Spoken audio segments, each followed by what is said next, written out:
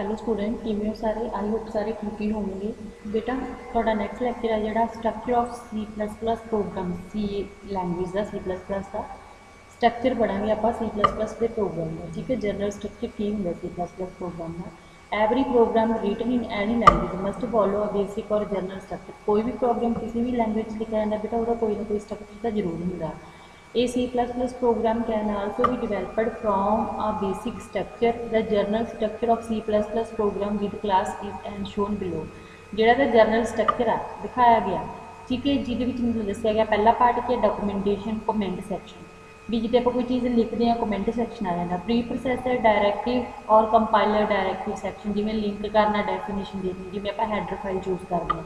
Global declaration section जिमें main program आ गया, फिर क्लास की डिक्लेरेशन कर दो जी डेफिनेशन की है, फिर मेन C++ का प्रोग्राम आ गया किहड़े फंक्शन को कॉल की जाती है।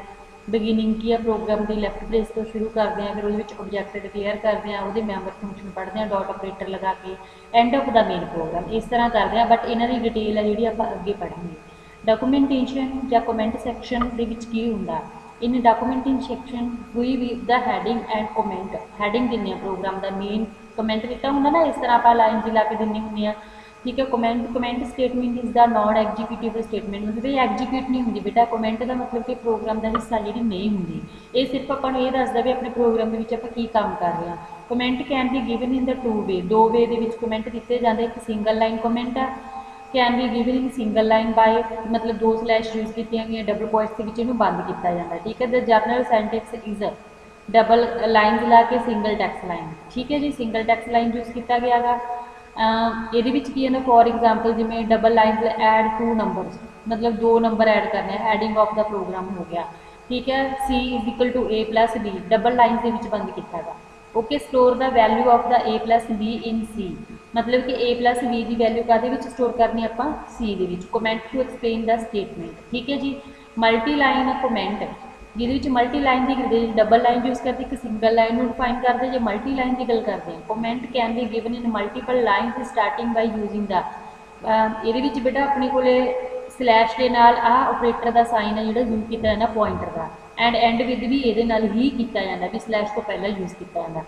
जर्नल सेंटेक्स इज द जिमें स्लैश ला के इतों आप पॉइंटर तो स्टार्ट किया, tax line 1 tax line 2 tax line 3 तीन लाइन दस दियाँ पॉइंटर ला के बंद किया। For example write a C program to find sum average. Sum एक तो सम का हो गया, दूसरा एवरेज हो गया 5 नंबर के, दो लाइनों की गल कर गया तो that is called a multi line comment हो गया। ठीक है, इस तो बाद आ गया बेटा प्री प्रोसैसर डायरैक्टिव्स।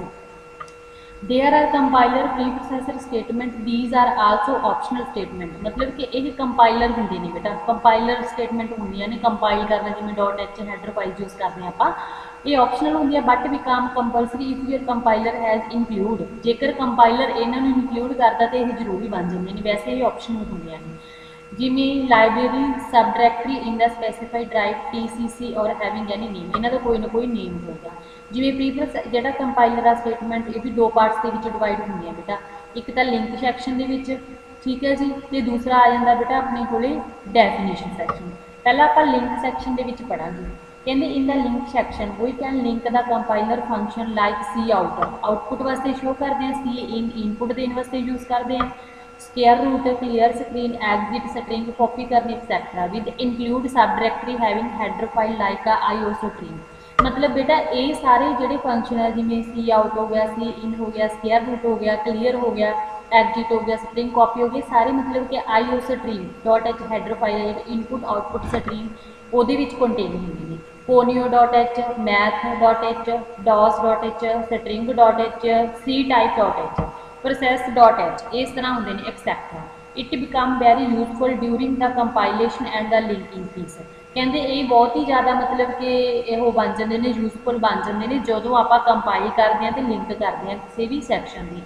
जिमें जर्नल सेंटेक्स हैश इंक्लूड हैडर फाइल और हैश इंक्लूड हैडर फाइल इदा आप इन्हें यूज करते हैं। ठीक है, फॉर एग्जाम्पल जिमें hash include IOStream.h, hash include ponyo.h, hash include dos.h, इस तरह आप इन्होंने यूज करते हैं। इस तो बाद आगे बेटा definition section. The second section is the definition section by which using which we can define a variable with its value. मतलब इत्थे आप कोई वैरीएबल डिक्लेयर करते बेटे उसकी वैल्यू के नाल। For this purpose hash define statement use, इत्थे आप हैश डिफाइन स्टेटमेंट यूज करते हैं। ठीक है, general sentence is hash define variable नी वैल्यू, जिमें बेटा आप एग्जाम्पल दी है हैश डिफाइन यूज करके नी डेफिनेशन सैक्शन के P1 है जी वो 3.142 यूज की जा रही है, वैल्यू आप PI की दी है भी हैश डिफाइन ए की वैल्यू आप 10 डिफाइन, मतलब किसी ना किसी वैरीएबल में कोई ना कोई वैल्यू असाइन करते, वैल्यू नेम से वही वैल्यू देनी है। हैश डिफाइन नेम जिमें शेरिया देता, ठीक है शेरा। इस तो बाद है बेटा ग्लोबल डिक्लेरेशन, ये सारे हैडर फाइल के जो हैडर फाइल डिक्लेयर करती है वो तो बाद से हम ग्लोबल डिक्लेरेशन की गल करते हैं।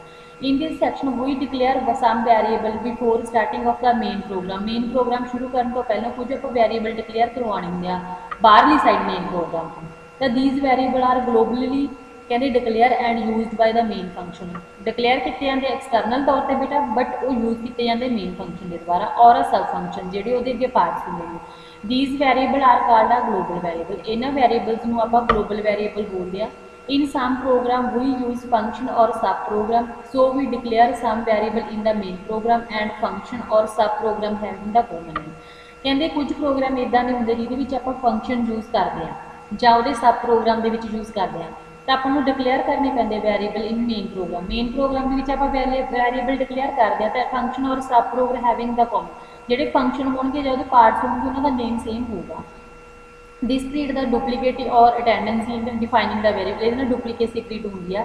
सो we can take the common variable declaration above the main program, ता करके आप कॉमन वैरीएबल यूज कर लेने मेन प्रोग्राम तो पहला, तो which is also called a global variable declaration, ता करके ग्लोबल वैरीएबल डिक्लेरेशन के नाम नाल जानते हैं। तो global variable are automatically initialise with zero, जो ग्लोबल वैरीएबल होंगे बेटा वो इन्हों की स्टार्टिंग कितों होंगी हमेशा जीरो तो होंगी ऑटोमैटिकली अपने आप ही, तो hence there is no problem of garbage value, ये अपन एक्सट्रा गारबेज होंगे बेटा एक्सट्रा वैल्यू की जरूरत है जी नहीं पैंती। तो global variable declaration can be done by statement given below, general syntax का पहला वो डाटा टाइप वैरीएबल 1 2 3 इस तरह सो ऑन। तो here data type are int भी हो सकती है, फ्लोट भी, करैक्टर भी, etcetera. Variable 1 variable 2 is the list of global variable, जिमें एग्जाम्पल है बेटा following are the some valid global declaration statement है बेटा इंट के जिमें एक्स वाई जैड ये ग्लोबल डिक्लेरेशन है, फ्लोट के ए बी सी हो गया, ठीक है, करैक्टर के CH नेम देता वह एड्रैस, इस तरह आप ये ग्लोबल डिक्लेरेशन है। इस तो बाद आ गया बेटा अपने को क्लास डिक्लेरेशन एंड डेफिनेशन, फिर क्लास आप डिक्लेयर करते तो वो डेफिनेशन की है।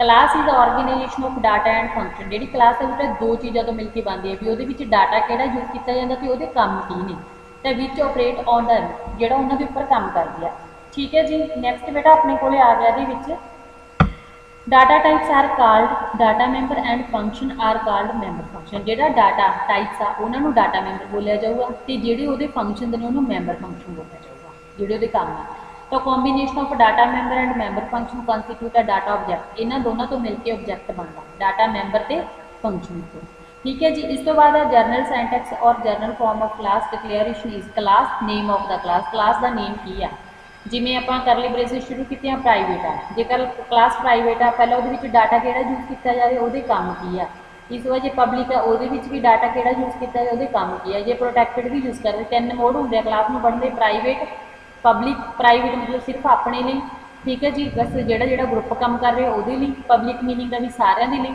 प्रोटैक्टेड मीनिंग है सिर्फ अपने लिए भी किसी बाहरले तो आप ऑथेंटिकेशन लाना, ठीक है जी। नैक्सट बेटा है डाटा मैंबर फंक्शन वो, इस तो बाद इन्हें बंद करके मेन प्रोग्राम शुरू किया, फिर वो ना आप मेन के ऑब्जैक्ट क्लीयर कर रहे हैं नेम ऑफ द क्लास, जिमें ऑब्जैक्ट 1 लै लिया इन्होंने, object 1 dot member function, object 1 member function get CH ला के फंक्शन की करता बंद, ठीक है जी। अगे जी डेफिनेशन है कि बेटा अगला भी जो भी ये क्लास बारे मैं तुम्हें दसना भी एग्जाम्पल के तौर पर, ठीक है जी। क्लास नेम और नेम ऑफ क्लास ये बारे पढ़ा जो आप नैक्सट लैक्चर के करवानी है, ठीक है, वो मैं तुम्हें नैक्सट डे अपलोड करूँगी।